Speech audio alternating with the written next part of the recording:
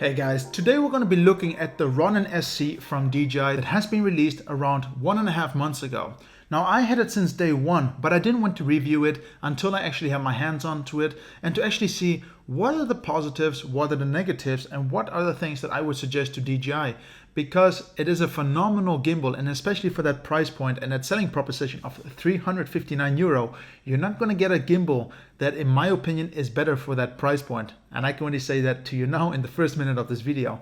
But let's look a little bit into why I will say that and what are the things that I think that I noticed are not really that well done, especially when it comes to a product that is from DJI that in my eyes comes over as a qualitative product manufacturer for camera and video equipment. So DJI is on the market for a long time. They are making gimbals for a long time. From gimbals that used to cost 2, 3, 4, 5 years ago, around €1,000 to €2,000. Of course, you got the new Ronin 2 for around €5,000, but this is something we cannot compare to because this is a very basic version, yet very advanced version. I hope this makes sense to you, of a gimbal that works so great that you're actually surprised to what you get once you have it. Because there are many gimbals on the market, especially now, that go for around this price point.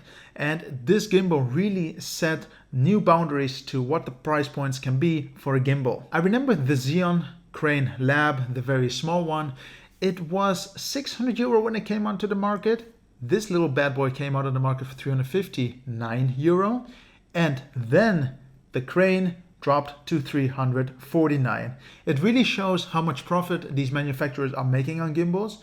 Now, of course, the profit is cut really badly from the Crane, but it really still shows that this small gimbal has set some amazing new restraints on the market. So let's quickly look what's in the box itself, because that's a very basic feature. You will start with just the main head, the control, the brain of the gimbal that includes the motors.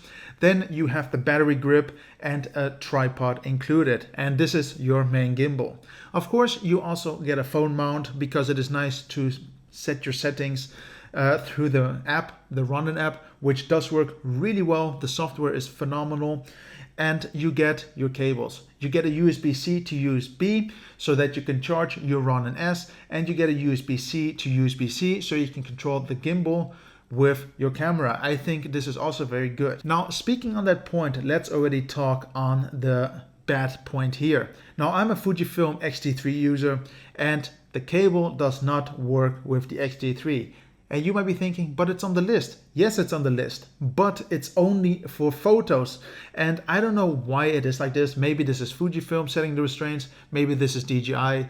Nonetheless, it is not very good. Now I am forced to buy a new RSS cable, part 16 in case you're interested, for the X-T3 that allows me to record, stop, start, and focus with my camera. And I think this is a really bad thing because remember, this is a €359 gimbal, not a €379 gimbal. It's €20, it's not a lot, but it loses a bit of its value in how I perceive the product because I did not know I need to buy another cable to use my camera. So I took this gimbal to Korea. It was a really good time there, but I wanted to test what are the limitations of this gimbal. What do I need to do to actually become a professional operating this gimbal? What do I need to do to actually become better? What do I need to do to actually bring myself to the next level? It was a small learning curve because I'm actually used to one-hand gimbals and what I need to do with the settings, but it does react different to a product such as the Crane 2, which I had previously. This is its own different little thing. You need to understand how to use it, how the app works, how do I set my parameters, how do I balance it, do I have to balance it perfectly? The gimbal actually does this by itself, but it does have its own little learning curve and it was fun. It was very unique. It was intuitive because DJI always does things very intuitively. You just follow their instructions and it will work. There is no question about it.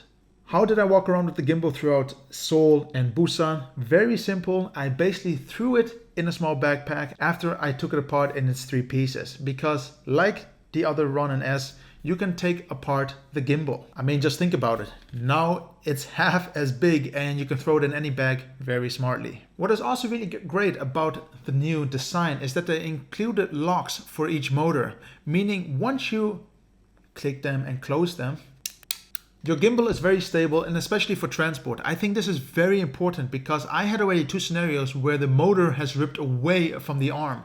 And this was quite negative. And especially when you want to do a cool shoot, your gimbal is broken, you just lose a bit of stabilization. I think this is not really very optimal. And I think this is just adding a bit more security to your equipment, and it will just increase the time it will last overall. As you can see on the front, we have buttons that are really cool, but very simple because DJI likes things simple, and I think that's always good. So you have 3 mode buttons, 1, 2, and 3 on the top, or actually you click the button, but the LED will blink on which mode it is. Really intuitive, saves a bit of space, and I also think a bit of weight, even though it might have been only 10 grams.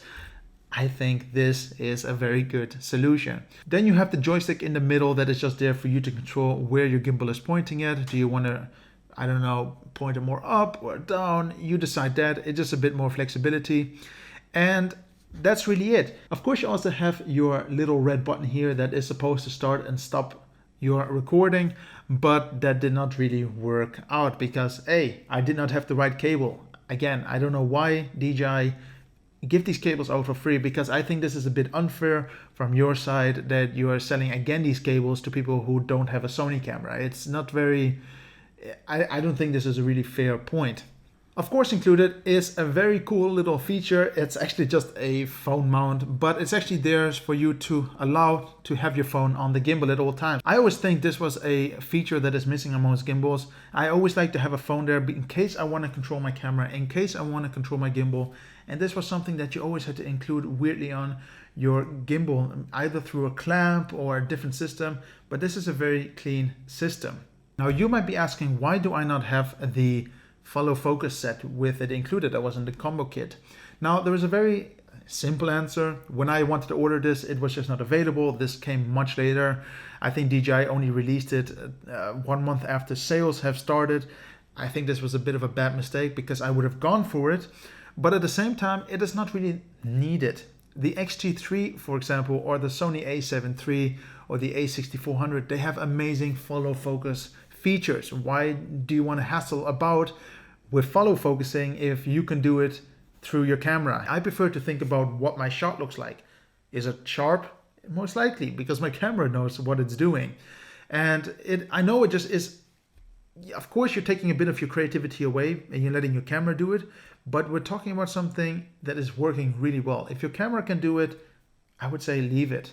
Of course, if you want something cinematic, really slow focus moments, that is something else. But for my purposes, I don't really need it at the moment.